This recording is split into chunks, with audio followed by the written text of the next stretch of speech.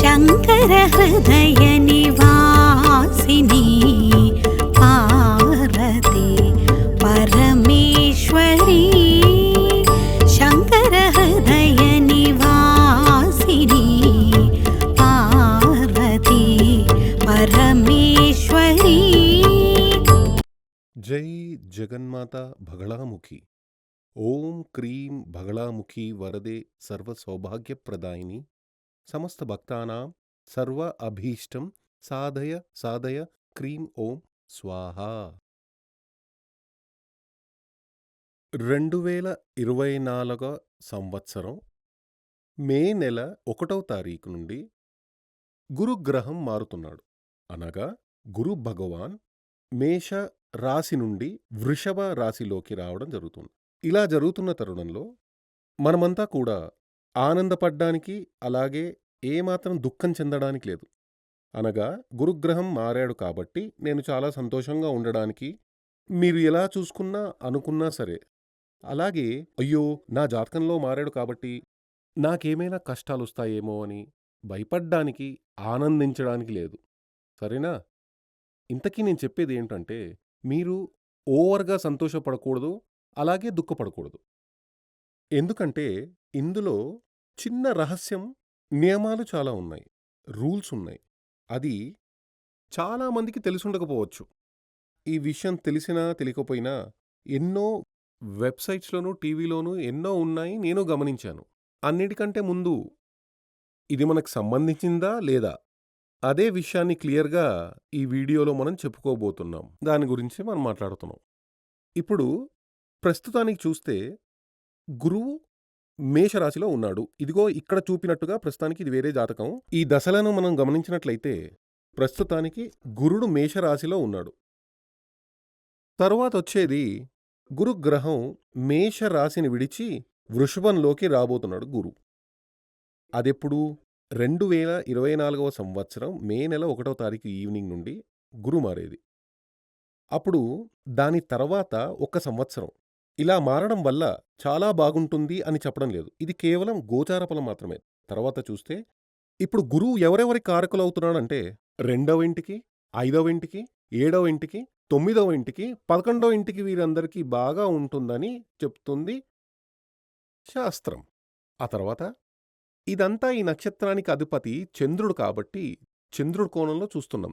అంటే ఇక్కడ మీకు సాధారణంగా ఒక ఆస్ట్రాలజికల్ క్యాల్కులేషన్ నక్షత్రానికి బట్టి చూడ్డం జరిగింది. అలా చూసినట్లయితే ఇది ఈ గోచార బలం నక్షత్రాన్ని బట్టి కాకుండా రాశిని బట్టి చెప్తారు. చంద్రుడు ఎక్కడుంటాడో అదే రాశి. అక్కడ నుంచే మనం మొదలు పెట్టాలి. అలాంటప్పుడు ఈ జాతకం టేబుల్ హస్తా నక్షత్రం వారిది. వీరిది ఏ రాశి అంటే కన్యా రాశి.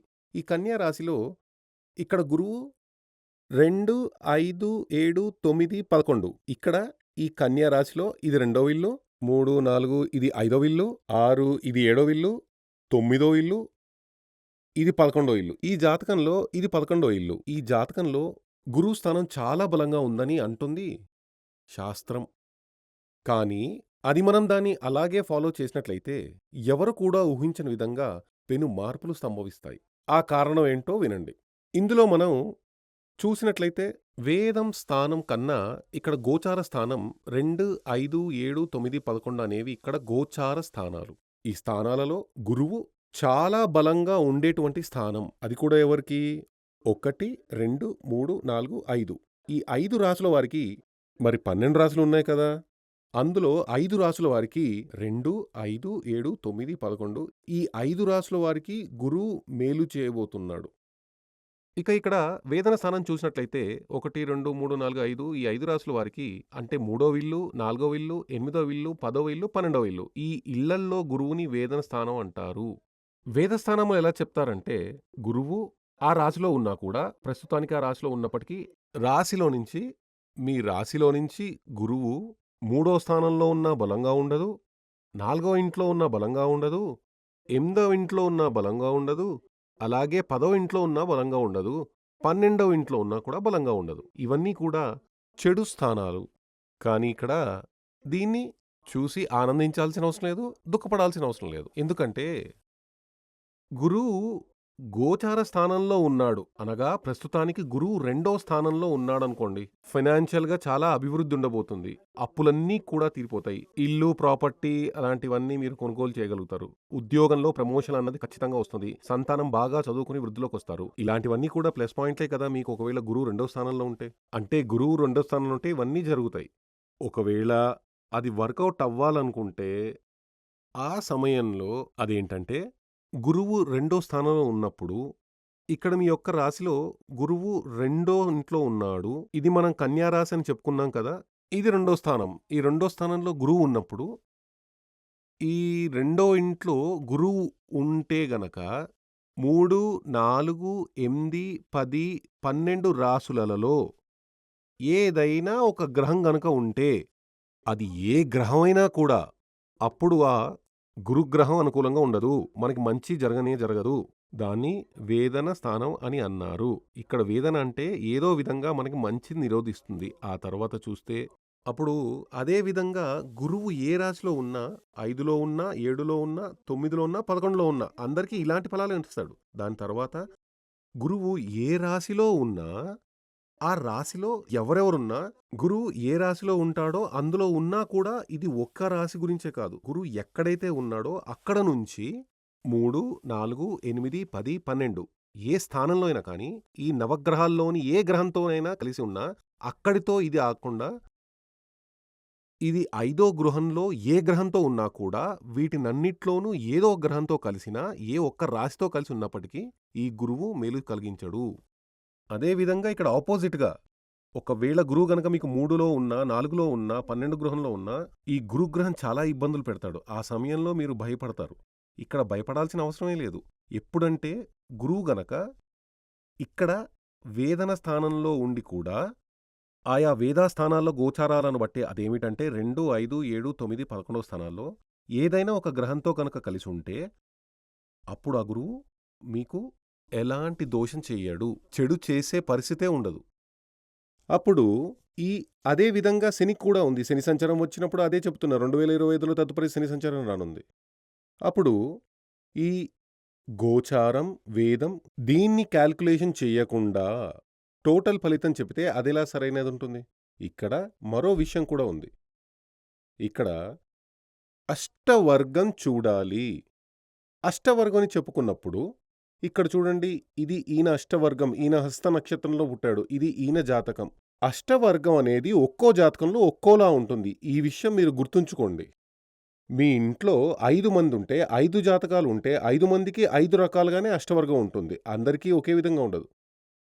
అప్పుడు ఈ జాతకం ప్రకారం ఇక్కడ చూడండి ఈయన హస్త నక్షత్రం అంటే కన్యా రాశి వ్యక్తి 1, 2, 3, 4, 5, 6, 7, 8, 9లో స్థానంలో గురువు రాబోతోంది. ఈయనకి 8లో గురువు ఉన్నాడు. అది వచ్చే 1వ తేదీన 9లోకి వస్తుంది. అప్పుడు 9దో స్థానంలో గోచారం ఫలం ఇదిగో 9దో స్థానంలో గురువు ఉన్నాడు. అది చాలా మంచిదని చెప్పారు. భాగ్యం చేకూరుతుంది. భాగ్యం చేకూరుతుందంటే ఊహించని విధంగా లక్ వస్తుంది. ఇంతకుముందే చెప్పినట్టు వృత్తిపరమైన వృద్ధి, విద్యా పురోగతి, ప్రశంసలు లభిస్తాయి. మన బంధువులందరూ మనతో ఆత్మీయంగా ఉంటారు. అన్ని విధాలుగా ఇచ్చిన అప్పు తిరిగి వస్తుంది. ఇలా అనేక విషయాలు అన్నీ శుభాలే. అంటే గురువు 9దో స్థానంలోకి వచ్చినప్పుడు కానీ ఈయనకి సంబంధించింది చూడండి. ఈ గురువు అష్టవర్గంలో ఇది అంటే ఈ జాతకానికి సంబంధించిన అష్టవర్గం అది గాని చూస్తే కన్యలో నుండి 1, 2, 3, 4, 5, 6, 7, 8 ఇప్పుడు ఉన్న స్థానం ప్రకారం గురువు అష్టవర్గం 4 ఉంది. ఆపై 9దో స్థానానికి వచ్చినప్పుడు అక్కడ కూడా 4 ఉంటుంది. చూడండి దీన్ని బిందువులు అని చెబుతారు. పాయింట్స్. ఈ పాయింట్లు 4 లేదా అంతకంటే ఎక్కువగా ఉంటేనే ఆ గోచారం, ఆ గ్రహం ఆ రాశిలో వెళ్ళేటప్పుడు అన్ని శుభాలు జరుగుతాయి. 3 అంతకంటే తక్కువ ఉంటే అధిక దోషాలు కలుగుతాయి. ఒక పాయింటే ఉంటే మరణం కూడా రావచ్చు. అలా చూసినప్పుడు సాధారణ దృష్టిలో ఫలితాలు చెబుతున్న వాళ్ళంతా ఏం చెబుతారంటే, ఈ కన్యా రాశి వ్యక్తికి గురు సంచారం ఓహో అనుంటుంది, గంభీరంగా ఉంటుంది, అలా ఉంటుంది, ఇలా ఉంటుంది అని చెబుతారు. కానీ ఇక్కడ అలాంటిదేమీ ఉండదు. ఎందుకంటే ఈ వ్యక్తికి సంబంధించిన వరకు గురువు గత సంవత్సరం అంటే మే 1వ తారీఖు ముందు 2023 నుండి గురువు ఎలాంటి ఫలితం ఇచ్చాడో అలాంటి ఫలితమే రాబోయే గురు సంచారంలో ఉంటుంది. ఎందుకంటే ఆయనకి అష్టరాశి ప్రకారం బిందువులు 4 మాత్రమే ఉన్నాయి. ఇలాంటి క్యాల్కులేషన్ చేయకుండా ఫలితం చెబితే అది ఎలా కరెక్ట్ అవుతుంది? ఈ వేదం మీరు చూడొచ్చు, డైలీ క్యాలెండర్ ఉంది కదా, డైలీ క్యాలెండర్. దానిలో ఇది మీ జాతకం ప్రకారం ఈ అష్టక వర్గం, అష్టక వర్గం అంటారు, అష్టవర్గం అని కూడా అంటారు. రెండూ ఒకటే. మీరు ఈ అష్టవర్గం ప్లస్ గోచారం, వేదం ఈ రెండు ఒక ప్రింట్ తీసి లామినేట్ చేసి పెట్టుకున్నారంటే డైలీ ఫలితాలు షార్ప్ తెలిసిపోతుంది. ఇది గురువు మాత్రమే కాదు, ఏ గ్రహాలైనా చంద్రుడు, సూర్యుడు, బుధుడు, శుక్రుడు, కుజుడు, గురువు, శని ఈ అన్ని గ్రహాలు ఈ రాశుల్లో వెళ్ళే సమయంలో రాశిలో శని, బుధుడు ఇక్కడున్నాడు, అక్కడున్నాడని చెప్పకూడదు. అలా కాదు. గ్రహాలు ట్రావెల్ చేస్తూ ఉంటాయి. వాచీలో ముళ్ళు తిరుగుతూనే ఉంటుంది కదా, ఆ నీడిల్ అలాగే గ్రహాలు ఒక్కొక్క రాశిలో ఇలా సంచరిస్తూ ఉంటాయి, ట్రావెల్ చేస్తూ ఉంటాయి. అప్పుడు ఈ ఇష్టాలు అధికంగా ఉన్న రాశిగా చెప్పేది గ్రహాల యొక్క ఇష్టరాశి. గ్రహాలకు ఇష్టరాశి. కాబట్టి ఇష్టరాశిలో గ్రహాలు ప్రయాణించేటప్పుడు మాత్రమే మనకు చాలా మంచి ఫలితాలు సంభవిస్తాయి. ఇష్టాలు తక్కువగా ఉండే రాశికి అయిష్ట రాశి, ఇష్టం లేని రాశి అంటారు. మీరే ప్రయాణం చేస్తున్నారనుకోండి, మీ మనసుకి అత్యంత సంతోషకరమైన మార్గంలో మీరు వెళ్తున్నారు. రెండు వైపులా దట్టమైన అడవి, కొండలు, అంతా ఊటీ లాంటి చోటికి వెళ్ళినప్పుడు మీకు తెలుసు కదా, అదే విధంగా అడవి, కొండలు, చిన్న చిన్న వాగుల్లాంటివన్నీ చూసినప్పుడు మనసు చాలా హ్యాపీగా ఉంటుంది కదా, సంతోషంగా ఉంటుంది. ఇదే మీరు బాగా గుంతలుగా ఉన్న రోడ్డుపై వెళ్తే, చాలా ఘోరంగా ఉన్న రోడ్డులో వెళ్తే, అక్కడ చెట్లు లేవు, అడవి లేదు, ఏమీ లేదు, ఒకే సమ్మర్‌గా ఉంది, డస్ట్ ఉంది. అప్పుడు మనసంతా ఒక టెన్షన్‌గా ఉంటుంది కదా. అప్పుడు అదే విధంగానే గ్రహాలకు కూడా ఆ ఇష్టరాశిలో వెళ్ళేటప్పుడు గ్రహాలు చాలా హ్యాపీగా ఉంటాయి. అప్పుడు ఆ హ్యాపీనెస్, గ్రహాలకు లభించిన ఆ హ్యాపీనెస్ మన జీవితంలో కూడా కలుగుతుంది. అయిష్ట రాశిలో వెళ్ళే సమయంలో గ్రహాలు సంతోషంగా ఉండవు. కాబట్టే గ్రహాలు అయిష్ట రాశిలో వెళ్ళేటప్పుడు గ్రహ ప్రీతి చెయ్యాలని చెబుతారు. కాబట్టి మీకు ఇక్కడ 3, 4, 8, 10, 12లో ఇప్పుడు గురువు రాబోతుందనంటే ఖచ్చితంగానే మీరు గురువుకి ప్రీతి చెయ్యాలి. దానిని సంతోషపరచాలి. ఇదే ఆ గోచార ఫలం జరిగేటప్పుడు వేదస్థానంలో గ్రహాలు ఏమైనా ఉంటే మీకు ఆ ఫలితం రాదు. కాబట్టి ఖచ్చితంగా మీకు మీ రాహుకాలం చూస్తారు కదా, ఎక్కడికైనా వెళ్ళేటప్పుడు 90% చూస్తుంటారు. ఒక మంచి కార్యానికి వెళ్ళేటప్పుడు ఇంట్లో నుండి బయలుదేరడానికి ముందు రాహుకాలం చూడాలి. అదే విధంగా ఇది మీరు చూడండి, చాలా మంచిది. ఇవన్నీ భగవంతుడు మనకిచ్చినవే. మనమంతా భగవంతుడి పిల్లలం. అంటే మీ పేరెంట్స్ మీరు సంతోషంగా ఉండాలని అనుకుంటారు కదా, అలాగే కదా అనుకుంటారు. అందరూ అమ్మా, నాన్న అలాగే అనుకుంటారు. తన పిల్లలు సంతోషంగా జీవించాలనుకుంటారు కదా, ఆయురారోగ్యం, సౌకర్యాలతో జీవించాలి అనే కోరుకుంటారు. అదే విధంగా మనల్ని సృష్టించిన దైవం భూమి మీద మనం సంతోషంగా జీవించాలి, జీవించి కర్మం చేసి పుణ్యం సంపాదించుకుని రావాలి అనే కోరుకుంటాడు. అందుకోసం మనిషికి భగవంతుడు చూపించిన మార్గమే ఇవన్నీ. ఈరోజు ఏం చేయవచ్చు, ఈరోజు ఏం చేయకూడదు, ఇలాంటి అన్ని విషయాలు ఇందులో మనకి షార్ప్‌గా తెలుస్తాయి. ఇది చదవడానికి గొప్పగా బుద్ధి, తెలివి లాంటివి అవసరం లేదు. ఆస్ట్రాలజీ చదవాలంటే, ఇతరులకి బోధించాలంటే కొంచెం చదవక తప్పదు. కానీ మీకు మీ రోజువారీ ఫలాలు తెలియాలంటే ఇప్పుడు డైలీ క్యాలెండర్ ఉంది కదా, ఈ చార్ట్ ఒకటి మీరు పెట్టుకుంటే ఈరోజు మనకి చంద్రుడు అనుకూలంగా ఉన్నాడా, సూర్యుడు అనుకూలంగా ఉందా, ఇక్కడ చెప్పిన గోచార ఫలం, వేదం అన్నీ చెప్పిన అన్ని గ్రహాలకి ఉంది. ఈ శనికి, గురువుకి మాత్రమే కాదు, అన్ని గ్రహాలకు గోచార స్థానం, వేదస్థానం అనేవి ఉన్నాయి. కాబట్టి దానికి సంబంధించిన ఒక లామినేషన్, ఒక ప్రింట్ సిద్ధం చేసి పెట్టుకుంటే, అష్టవర్గంతో సహా తీసి పెట్టుకుంటే, ఓహో! ఈరోజు మనకి ఏ ఏ గ్రహాలు మనకు అనుకూలంగా ఉన్నాయో, ఏ ఏ గ్రహాలు మనకి ఆపోజిట్‌గా ఉన్నాయో అనే విషయం తెలుస్తుంది. అదేవిధంగా ఒక్కో గ్రహం అనుకూలంగా ఉన్నప్పుడు ఏ పని చెయ్యవచ్చు. ఇప్పుడు మీకు బుధుడు అనుకూలంగా ఉన్నాడనుకోండి. అప్పుడు అష్టవర్గం చూసినప్పుడు బుధుడు ఏ రాశిలో ఉన్నాడు? ఇది చూడండి, బుధుడు ఈయనకి సంబంధించిన బుధుడు మేషంలో ఉన్నప్పుడు చాలా గొప్పగా ఉన్నాడు.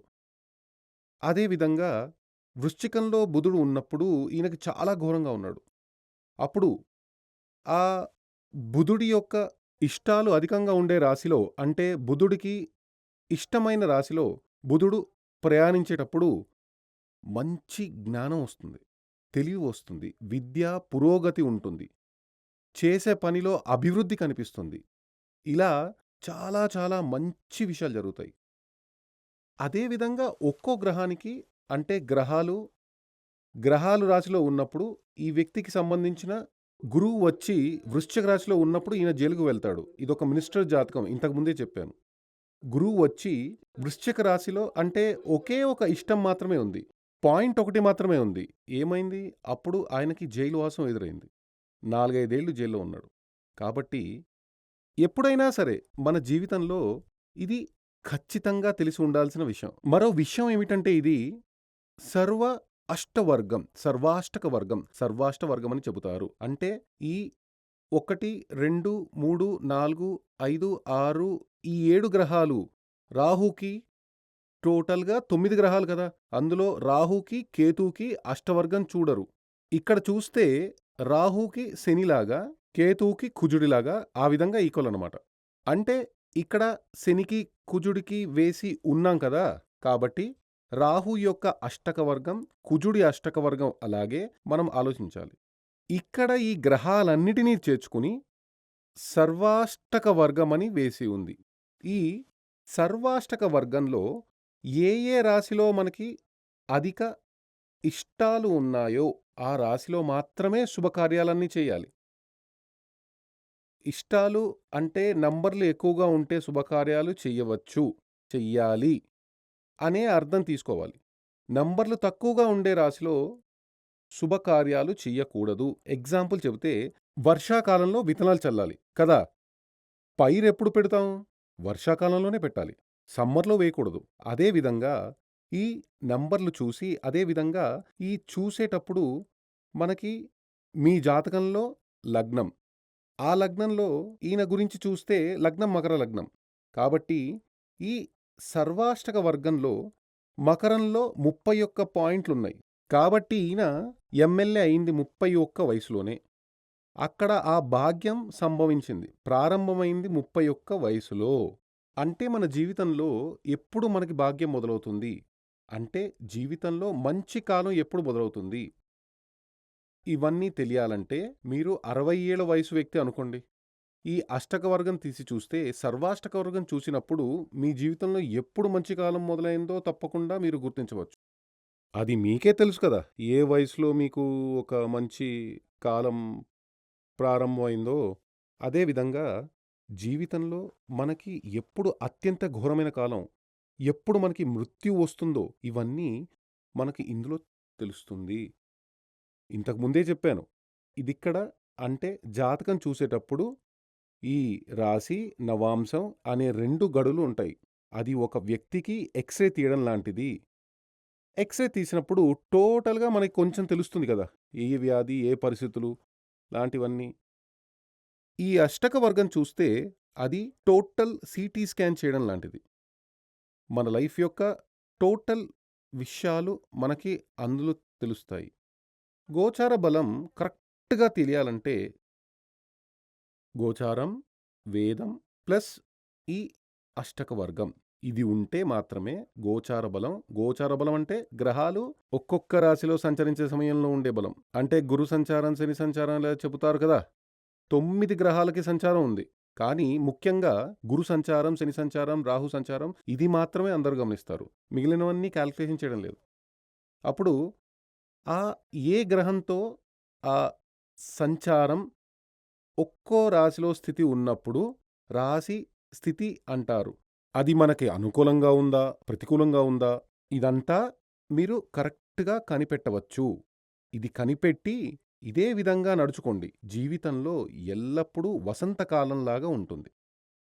అంటే వర్షం వస్తుందంటే బయట ఆరబెట్టిన దుస్తులు, బయట ఇంకేదైనా ఆరబెట్టుంటే అవన్నీ తీసుకొని లోపల పెడతాం కదా! అదే విధంగా అదొక ఎగ్జాంపుల్‌గా చెప్పాను. అదే విధంగా రేపు మనకి మంచి టైం కాదు. కాబట్టి మనం కొంచెం కేర్‌ఫుల్‌గా ఉండాలి. దూరం ప్రయాణాలు వెళ్ళకూడదు. పెద్ద పెద్ద యాక్సిడెంట్లు జరిగి మనుష్యులు చనిపోతారు కదా! ఏంటి కారణం? ఇదేది చూడకుండా వెళ్తారు. ఇది ఫాలో చేసి చూడండి. ఖచ్చితంగా జీవితంలో మనకి ప్రమాదాలే ఎదురుకవు. కానీ ఇది చెప్పేలాగా మనం మన జీవితాన్ని కంట్రోల్‌లో చెయ్యాలి. కరెక్ట్‌గా చేసుకోవాలి. జగన్మాత మహాదేవి అనుగ్రహంతో మీకు ఆయురారోగ్య సౌఖ్య సిద్ధియు, సర్వకార్య సిద్ధియు చేకూరాలని కోరుకుంటూ ఆశీర్వాదం చేస్తున్నాను. శ్రీ సూర్యమంగళం అద్వైత వేద విద్యాపీఠంలో తాంత్రిక పూజల్లో సిద్ధహస్తులైన ఎందరో ఆచార్యులు అమావాస్య, పౌర్ణమి రోజుల్లో ప్రత్యేక యాగాలు నిర్వహిస్తారు. ఈ యాగాల్లో పాల్గొనడం ద్వారా తల్లి శ్రీ బగళాముఖీదేవి అనుగ్రహం వల్ల సర్వదోషాలూ పోయి సకల సౌభాగ్యాలు మనకు కలుగుతాయి.